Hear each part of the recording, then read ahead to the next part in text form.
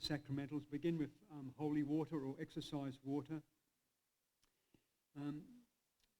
Father Gabriel Amor has blessed clothing with holy water. And the victim, unaware of the blessing, sometimes cannot wear the clothing because the putting on the clothing is unbearable. So blessed water. I once blessed a house of a parishioner, a male parishioner. His wife was involved in the New Age and other occult practices, and she claimed to be an atheist, and she did not know that the house was blessed. As she entered the house, she complained to her husband that she felt very uncomfortable in the house. Once I was with John, and we were praying over a lady who was manifesting, and she would always bring her own water to drink, and I decided to have bless some water and give it to her. The blessed water was in a plastic cup, and she went, the first drop of water, she didn't know the water was blessed. The first drop of water that touched her tongue, she spat it out and crushed the cup.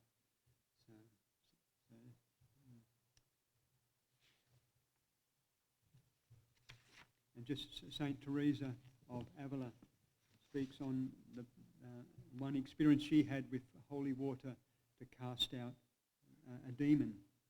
Once when I was in prayer in the chapel, he appeared on my left hand. He appeared on my left hand in an abominable form, so in a very horrible, aggressive form. I made the sign of the cross as well as I could, whereupon he disappeared, but immediately he returned again. And this happened twice running. I did not know what to do, but there was some holy water there, so I flung some in the direction of this demon, and it never came back. From long experience, I have learned that there is nothing like holy water to put devils to flight and to prevent them from coming back. And then she laments that doing the sign of the cross, they would go, but they'd always come back, but not with holy water. Exercised oil or blessed oil, exercised oil. To distinguish exercise oil from, or blessed oil from the sacrament of the anointing of the sick oil, we call it the oil of gladness. So when oil has been blessed by a priest, but not it's not the sacrament. The sacrament has to be blessed by a bishop. So when blessed by a priest, Father Gabriel Amor again, after blessing with exercised oil, this is a bit out there, but this is what he wrote so blessing a person with exercised oil, just normally putting exercised oil on their forehead. He speaks of people then vomiting and then expelling things from their stomach, from their mouth. A dense and foam saliva, nails, wooden dolls. So this is his experience after a person's been blessed with holy oils. Knotted strings, rolled wire, broken glass. The body is never harmed, even by the broken glass. A victim experiences stomach pain as if caused by a nail and finds the nail on the floor, and the pain is gone. Just general healing with a blessed oil. A woman regularly receives release from pain. A man who could not sleep anoints himself and sleep occurs. Exercised oil is put on. So when blessing a house, exercised oil is placed on the doorways, the windows, anywhere that the devil or the demonic can enter. So television, just a little cross on the television, on your computers, mobile phones. It's a good practice for parents to bless their children, bless each other as well with blessed oil, just to protect them, and also brings physical and mental healing as well as protecting from demonic. Exercise salt. So exercise salt when blessing a house. Normally the perimeters of the house are blessed, or just liberally scattered blessed salt around the perimeter of your property. But also the front door as well can be done, but I mean as liberal as possible throughout the house, window sills, but generally just the outer perimeter of the house with blessed salt. Also placed in areas where there is occultic practices, prayer meetings, where possible evil practices such as rock concerts, satanic and New Age meetings occur. So some examples of the power of blessed salt in those cases. Recently we had Father Roso Palick visited at Perth. How many people went to one of his healing sessions? So a number of you. And you may have related, he related a number of stories with exorcised salt. On one occasion there was a couple, newly married couple, but as a result the son's mother, so the mother-in-law of the wife, was very jealous of the wife, being now deprived of her husband to some degree. And so every day this mother-in-law would visit her daughter only to belittle her.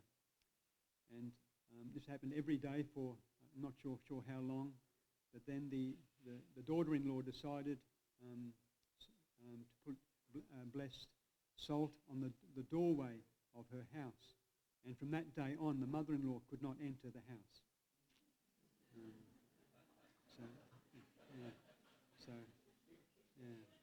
Another occasion, Father Roso Palick was saying there was, so he's an exorcist in Trieste in Italy.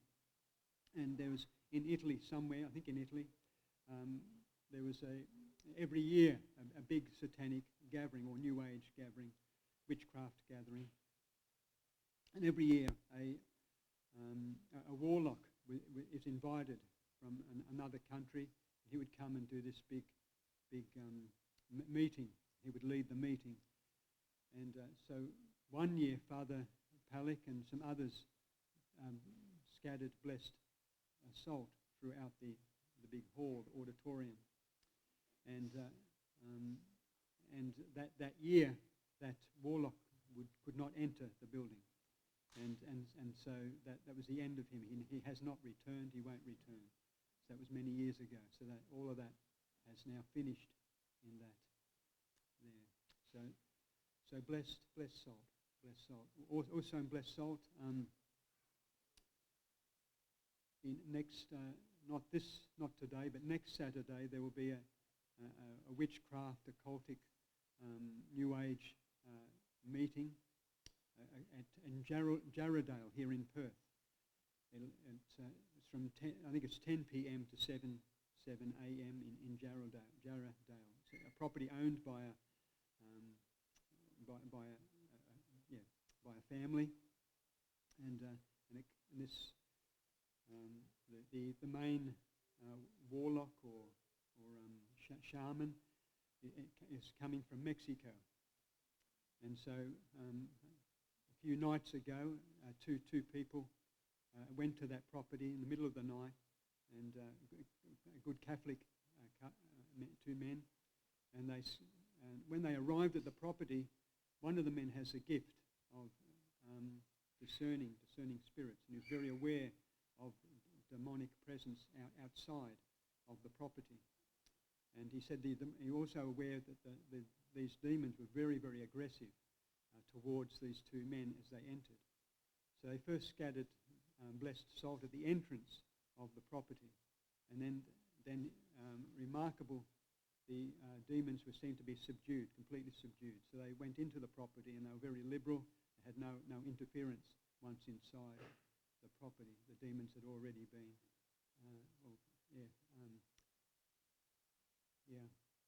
whether they fled or whether they just became very docile, they certainly the blessed salt had that effect on the demons.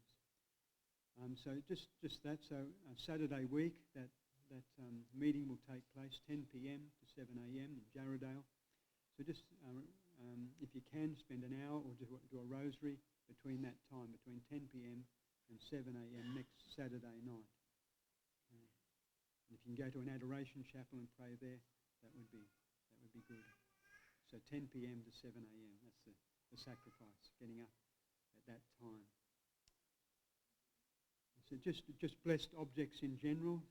So it's good to have blessed objects on one's self, in one's home, one's cars, just to protect you from demons. So blessed objects can be pictures, statues, medals, books, rosary beads, candles, scapulars, crucifixes.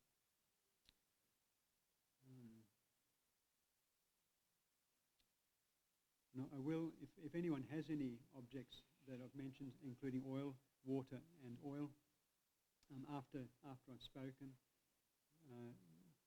I'll be up at the back at the table. Just place the things on the table. We also have enrolment in the brown scapular. If anyone hasn't been enrolled, you need to be enrolled once in your life, but if you're not sure, come at the back and we'll enroll you in the brown scapular. The St. Benedict's cross crucifix. St. Benedict is the patron of exorcists, so it's good to have that on your possession.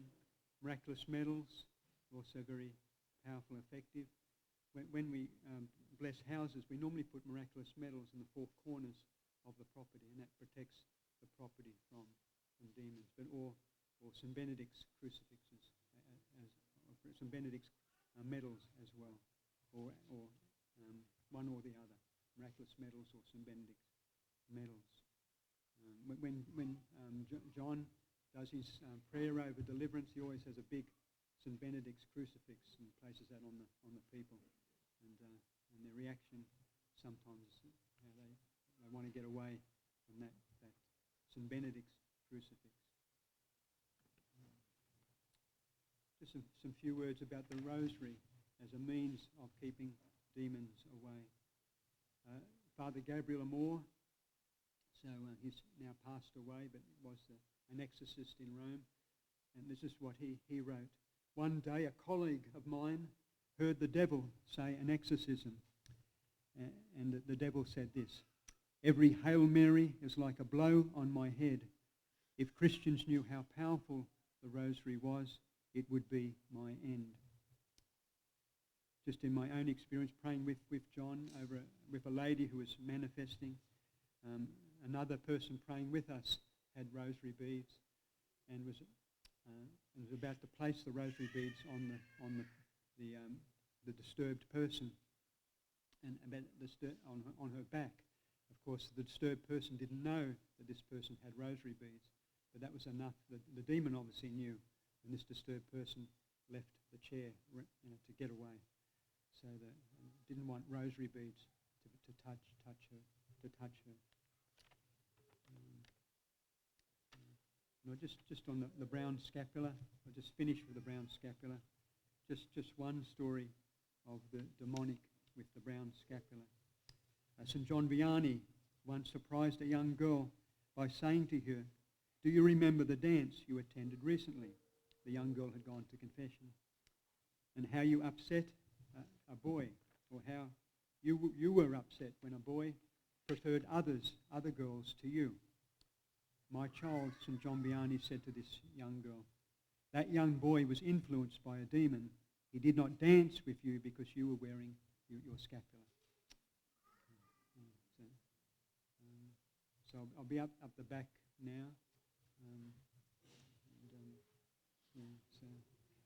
So if anyone has any objects that can be blessed, or if you're not sure if you've been enrolled in the brown scapula. When you called me